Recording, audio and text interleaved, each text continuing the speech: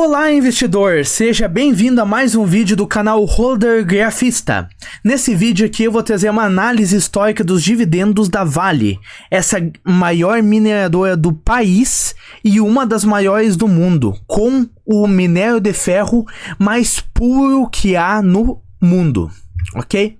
Bom, se você tivesse comprado uma ação da Vale, a Vale 3, lá no início de 2013, você teria pagado por volta de R$ 42,68 por ação, sendo que nos 10 anos seguintes, portanto de 2013 a 2022, essa empresa pagou um total de R$ 34,19 de dividendos por ação, ou seja, num período de apenas 10 anos, 80% de todo o capital que você teria investido nessa empresa teria retornado para o seu bolso apenas com a distribuição dos dividendos. E a maior parte desse retorno aí veio dos últimos 2 anos, como nós podemos ver no gráfico dos dividendos aqui no meio da tela, que foram os anos de 2021 e 2022. E já de cara nós conseguimos ver que entre ciclos de alta e ciclos de baixo, essa empresa aqui ela consegue ter uma consistência muito maior na distribuição de dividendos do que a Petrobras, que eu analisei há pouco tempo. E eis que as duas empresas são empresas de commodities e sujeitas a esses ciclos das commodities. De quando elas sobem, essas empresas lucram mais e, portanto, podem distribuir mais. E quando as commodities caem, elas lucram menos e podem distribuir menos dividendos. Como nós podemos ver, se a gente comparar a Petrobras com a Vale é uma candidata muito mais forte a uma empresa que, mesmo comoditizada, é muito mais previsível para uma carteira de dividendos. E aqui é mais uma exemplificação do que eu acabei de dizer. Eu trouxe um histórico do dividend yield dessa companhia, que é basicamente os dividendos que ela distribuiu em cada ano em relação ao preço que as suas ações estavam naquela época. Ou seja, qual que é a relevância desses dividendos para o valor de mercado da companhia. Eu trouxe um histórico de 1996 até 2022 e ela pagou dividendos em todos os anos. Em todos esses 27 anos, ela pagou dividendos em todos os anos.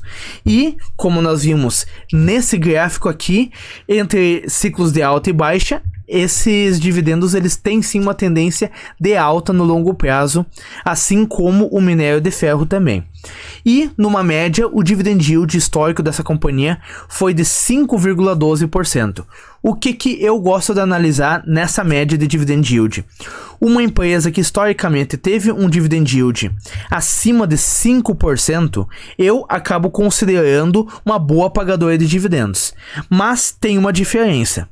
Tem aquelas empresas que, por exemplo, são bancos ou são empresas de energia elétrica ou de saneamento básico que costumam ter mais anos com o dividend yield acima de 5% e nos anos que eles têm abaixo disso acaba não fugindo muito, caindo muito abaixo de 5%. Aqui a Vale, como eu já falei, é uma empresa muito mais cíclica. Então, nos anos em que o minério de ferro cai, pode ser que essa empresa ela pode distribuir muito menos dividendos, como por exemplo, no último ciclo de baixa, 2016, a empresa distribuiu apenas um yield de 0,58%. É nesses períodos normalmente que são as melhores épocas para se investir nessa empresa. Porque em compensação, nos ciclos de alta da commodity minério de ferro, como 2021, por exemplo, ela distribui um dividend yield altíssimo. No caso de 2021, foi acima de 15%. Então, é uma empresa que tem dividend yields históricos muito mais voláteis, indo de quase zero até mais de 15%, 20% em alguns casos. Então, se você aceita toda essa volatilidade dos dividendos, que vão de acordo com o ciclo da commodity, pode ser que seja interessante para uma empresa, para uma carteira de dividendos sim. Aqui, um ponto que eu gosto sempre de frisar. Será que é sustentável? Aí eu trouxe aqui o payout da Vale. Como nós podemos ver, para que ela pudesse distribuir dividendos, até mesmo em anos mais ruins, o que ela teve que fazer? Fazer reservas de lucros nos períodos bons, nos períodos em que ela estava lucrando muito, para ir distribuindo essas reservas de lucros nos anos em que ela estava tendo prejuízo ou que não estava lucrando tanto assim, para manter essa distribuição para seus acionistas. E, historicamente, como nós vimos, deu certo. Claro, teve uma variação muito grande dos dividendos, mas ela não deixou seus acionistas na mão. Não deixou eles sem receber dividendos. E aqui no caso do payout, é uma regrinha bem simples aqui que eu gosto sempre de trazer. Até 60% de payout é um payout sustentável. E eu vou explicar aqui rapidinho o que é o payout. É quanto do resultado que a empresa está gerando, do lucro que ela está gerando, que ela está distribuindo para seus acionistas através dos dividendos. E o que eu considero um payout totalmente sustentável? Até 60%. Que daí ainda sobra 40% para a empresa poder reinvestir no próprio negócio. Entre 60% e 100% é já um ponto de atenção, porque para algumas empresas esse payout costuma não ser tão sustentável assim, porque são empresas que necessitam de uma quantidade maior de reinvestimento de lucros para poder continuar crescendo e sustentando o seu negócio, e um payout acima de 100% quer dizer que a empresa está distribuindo mais do que o que ela está lucrando. E isso pode ser principalmente por dois casos: ou por causa das reservas de lucro que ela fez em outros anos, como eu já citei no passado aqui, como também por vendas de partes da empresa ou de outros bens que pertenciam à empresa, e ela está vendendo esses ativos e essa venda está gerando dinheiro que ela está distribuindo para seus acionistas. No caso da Vale, nós podemos ver que no ano de 2011 foram dividendos perfeitamente sustentáveis. 2012 ela já distribuiu acima da capacidade dela. 2013 foi muito acima, mas como nós podemos ver, em relação às barrinhas verdes, que foram os anos anteriores, ela provavelmente fez nessa época aí uma reserva que tornou possível essa distribuição de 2013 e 2014, por exemplo, que ela distribuiu bem acima da capacidade dela. 2015 ela teve prejuízo, mas ainda assim ela conseguiu distribuir dividendos. E daí, de 2016 a 2018, ela veio distribuindo dividendos perfeitamente sustentável, com lucros crescentes. Em 2019, novamente, ela teve um prejuízo, então ela teve que usar essa reserva que ela fez nos anos anteriores, o que possibilitou que ela distribuísse esses dividendos. Em 2020, ela distribuiu acima da capacidade dela, e agora, nos últimos 2 anos, que foram os anos em que ela mais distribuiu dividendos, foram distribuições dentro, sim, da capacidade dela.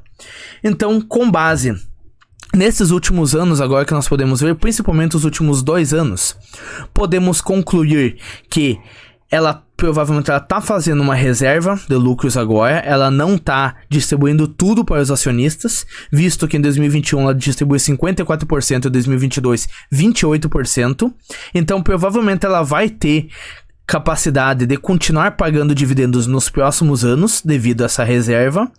E se o minério de ferro continuar num patamar razoavelmente alto ou até mesmo voltar a subir, caso a China, que é o maior consumidor, volte a ter a sua economia aquecida, aí podemos prever que nos próximos anos continuaremos a ter dividendos nesse mesmo patamar aí com a Vale.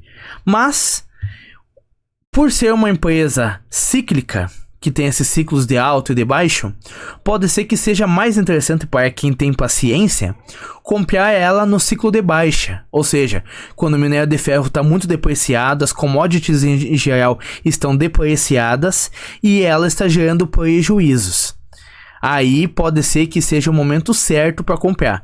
Mas, para ela distribuir, para ela voltar a ter altos lucros e distribuir altos dividendos, pode ser que acabe levando vários anos. Então, eu gosto de olhar para empresas de commodities como a Vale e a Petrobras também, como uma empresa mais que recompensa a paciência de quem compra no ciclo de baixa das commodities e que vai ter uma alta rentabilidade lá no futuro, mas que para isso precisa ter a paciência. E daqui é mais um detalhe que eu gosto sempre de trazer. Eu gosto sempre de trazer empresas que numa média possuem uma margem líquida de acima de 10%, porque nos momentos de crise, para essas empresas aí, elas vão poder diminuir essas margens sem gerar prejuízos. Mas no caso da Vale é um caso especial, porque é uma empresa muito mais cíclica do que as outras que eu já analisei aqui, com exceção da Petrobras, é claro. Essa tem determinados momentos em que é realmente muito difícil de escapar de gerar prejuízos, quando o minério de ferro está no patamar muito baixo, como 2015 e 2019, que claramente nós vemos uma margem líquida negativa.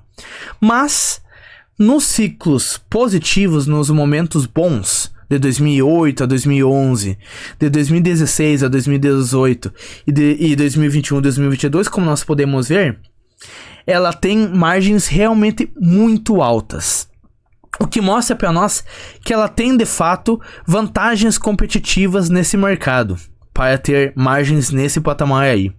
E é uma empresa que já está acostumada com esses ciclos que nós vimos nesses últimos anos e, inclusive, há décadas. Eles já estão acostumados e eles já têm um planejamento para passar por esses ciclos ruins e como agir nos ciclos bons.